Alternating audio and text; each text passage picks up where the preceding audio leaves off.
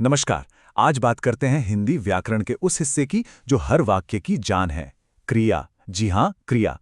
यह सिर्फ एक शब्द नहीं है, बल्कि वो ताकत है जो हमारे विचारों को एक्शन में बदलती हैं।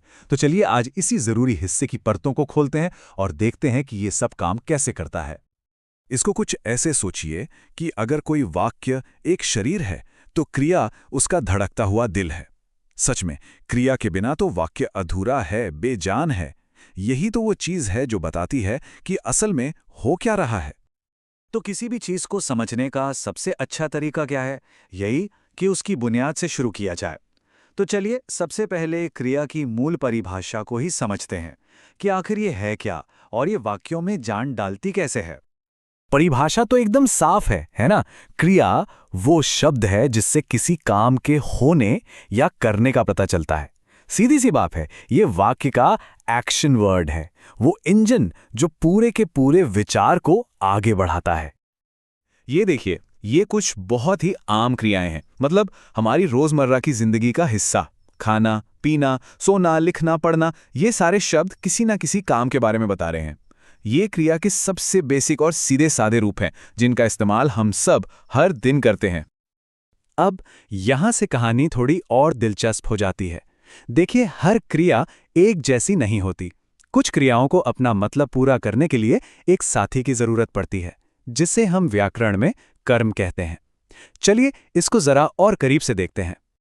किसी भी क्रिया को समझने के लिए ना बस एक सवाल पूछना होता है, क्या क्रिया अपने आप में पूरी है, या उसे ये बताने के लिए किसी और चीज की जरूरत है कि जो एक्शन हो रहा है वो आखिर किस पर हो रहा है। यहां देखिए अंतर कितना साफ है। पहली है सकर्मक क्रिया। इसमें पढ़ता है क्रिया को किताब यानी कर्म की जरूरत है। सोचिए, अगर सिर्फ कहा जाए राम पढ़ता है, तो मन में तुरंत सवाल आता है, क्या पढ़ता है? जवाब है किताब। अब दूसरी तरफ है अकर्मक क्रिया। यहां खेलते हैं, क्रिया अपने आप में पूरी है। बच्चे खेलते हैं, बस बात खत्म। ये एक पूरा विचार है। अच्छा, कभी कभी ना एक अकेली क्रिया पूरी कहानी नहीं बता पाती। ऐसे में क्रियाएं टीम बनाकर काम करती हैं। एक होती है टीम की कैप्टन यानी मुख्य क्रिया, जो मेन एक्शन बताती है, और दूसरी होती है उसकी हेल्पर यानी सहायक क्रिया, जो समय जैसी जरूरी जानकारी देकर उसकी मदद करती है। यहां देखिए, पढ़, यह है हमारी मुख्य क्रिया। यह हमें मेन एक्शन के बारे में बता रही है, यानी पढ़ने का काम। लेकिन इसमें कुछ अधूरा है ना? यह हमें यह तो बता ही नहीं रही कि यह काम हो कब रहा है। और बस यही वो सवाल है जिसके जवाब के लिए हमारी मेन क्रिया को एक हेल्पर की जरूरत पड़ती है। क्या ये काम अभी हो रहा है, या हो चुका है, या फिर शायद होने वाला है? और ये रहा जवाब, रहा है हमारी सहायक क्रिया है। जैसे ही ये पढ़ के साथ जुड़ी, इसने हमें बता दिया कि पढ़ने का काम अभी इसी वक्त हो रहा है। इसने हमें वाक्य का काल यानी टेंस बता दिया। तो जैसा कि इसका नाम ही है, सहायक क्रिया, ये एक हेल्पर वर्ब है। इसका काम है मुख्य क्रिया को सहारा देना, उसे पूरा करना और काल या भाव जैसी एक्स्ट्रा पर बहुत जरूरी जानकारी देना, ताकि हमें वाक्य का सही सही मतलब समझ में आए। ठीक है, तो अब तक हमने जितनी भी बात की वो एक्शन वाली क्रियाओं के बारे में थी। लेकिन रुकिए, क्रिया का मतलब सिर्फ भागना, दौड़ना या लिखना पढ़ना ही नहीं होता।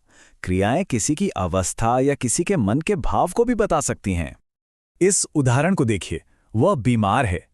यहां पर है एक क्रिया है, पर यह कोई एक्शन तो नहीं दिखा रही है ना।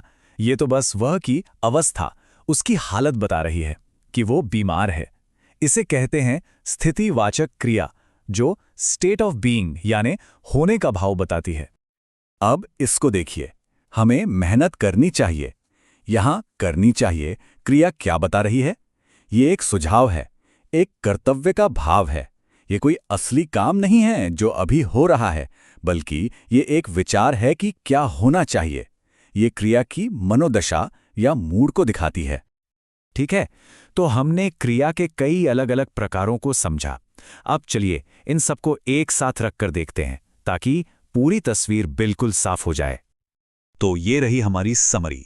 एक एक करके फिर से देखते हैं। सबसे पहले सकर्मक क्रिया। इसे कर्म की जरूरत होती है, जैसे सीता खाना खाती है। यहां खाना कर्म है। फिर है अकर्मक क्रिया। इसे कर्म की कोई जरूरत नहीं, जैसे मोहन सो रहा है, बात पूरी है। इसके बाद आती है मुख्य और सहायक क्रिया की जोड़ी, जो एक्शन और टाइम दोनों बताती है, जैसे वह पढ़ रहा है। फिर हमने देखी स्थितिवाचक क्रिया, जो किसी की हालत या अवस्था बताती है, जैसे वह बीमार है। और आखिर में भाववाचक क्रिया, जो कोई इच्छा या सुझाव जाहिर करती है, जैसे हमें मेहनत करनी चाहिए। तो ये टेबल हमें दिखाता है कि क्रियाएं कितनी अलग अलग तरह की और कितनी पावरफुल हो सकती हैं। तो आखिर में सबसे जरूरी बात क्या है? ये कि क्रिया सिर्फ ग्रामर का कोई नियम नहीं है, ये तो भाषा का एक टूल है, एक औजार है। अब जब क्रिया के इन अलग अलग प्रकारों की समझ हमारे पास है, तो जरा सोचिए, हम अपने विचारों को, अपनी भावनाओं को और अलग अलग हालातों को कितने नए और कितने सटीक तरीकों से बयां कर सकते हैं। भाषा की असली ताकत शायद यहीं छिपी है।